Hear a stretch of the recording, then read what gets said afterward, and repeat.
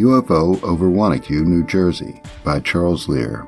New Jersey, as everyone in UFO world is aware, was ground zero for a full-on flap involving what most witnesses reported as mysterious drones.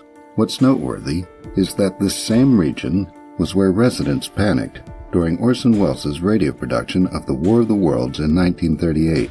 It's also the area where there were two flaps in 1966, one in January and another in October, with the most dramatic reports centered around the Wanaque Reservoir. In this blog, we'll focus on the January flap. At that time, several different investigators arrived on the scene, and as a result, there are several different versions of what happened. One person who took it upon himself to try and sort things out is a blogger who goes by the name The Professor, who wrote about the January flap in 2 parts on his blogspot.com site, The Big Study. The Professor identifies key witnesses and investigators, as well as publications of the day that covered the story.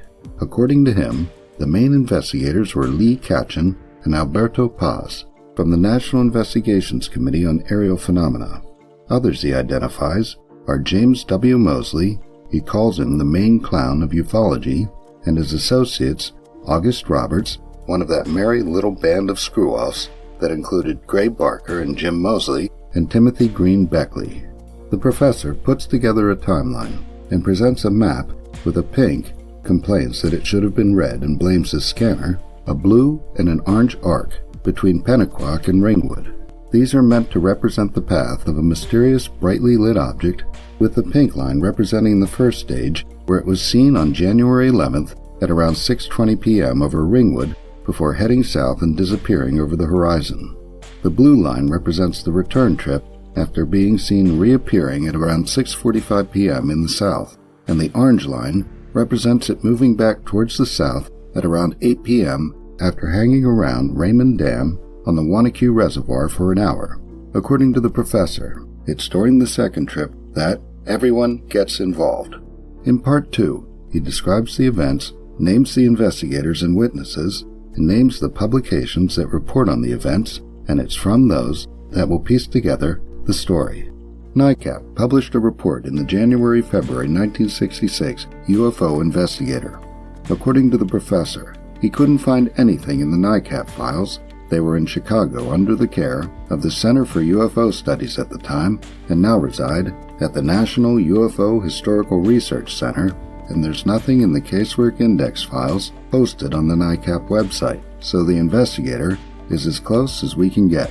The article covering the case, headlined National Press Headlines UFOs, is on page 1, and there's a picture on page 2 of NICAP's men in the field, Katchen and Alberto. According to the article, the first known report was made at 6:20 p.m. on January 11th by Patterson News editor Howard Ball. He is said to have pulled over while driving near Wanaque after seeing an extremely bright light in the sky that was 16 to 17 times brighter than a planet.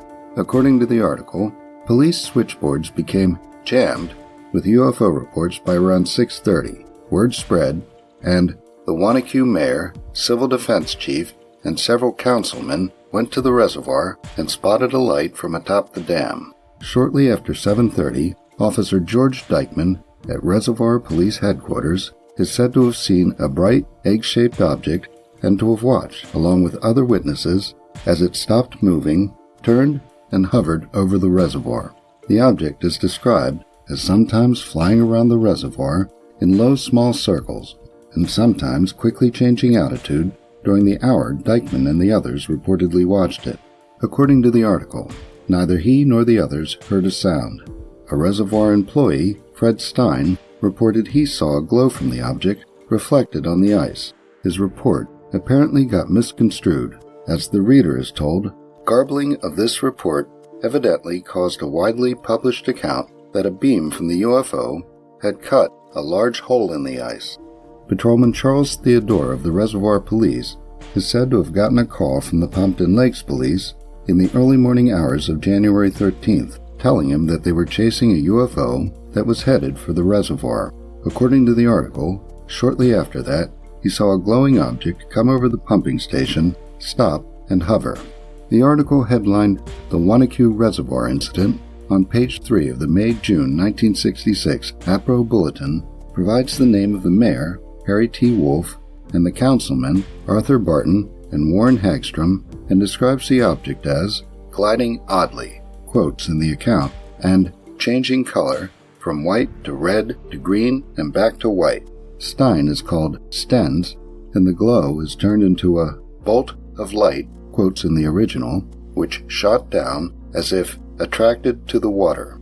According to the article, he said it seemed to come down from a portal.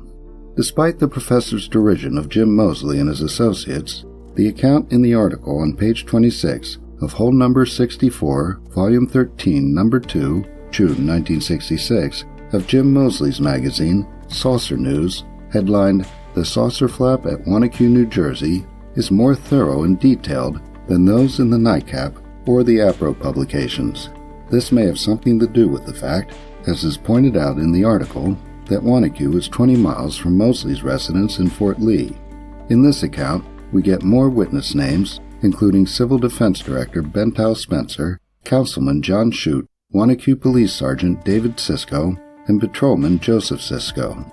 Specific sightings are mentioned, including a daylight sighting of a silent, rapidly moving round white object reported by the wife of Joseph Sisko the day after his sighting on January 11th, and a report by 2 members of the CB Rangers of a gray or black 30 to 50 feet fat cigar-shaped object with an amber light at each end that hovered at treetop level at 1:45 p.m. on January 14th.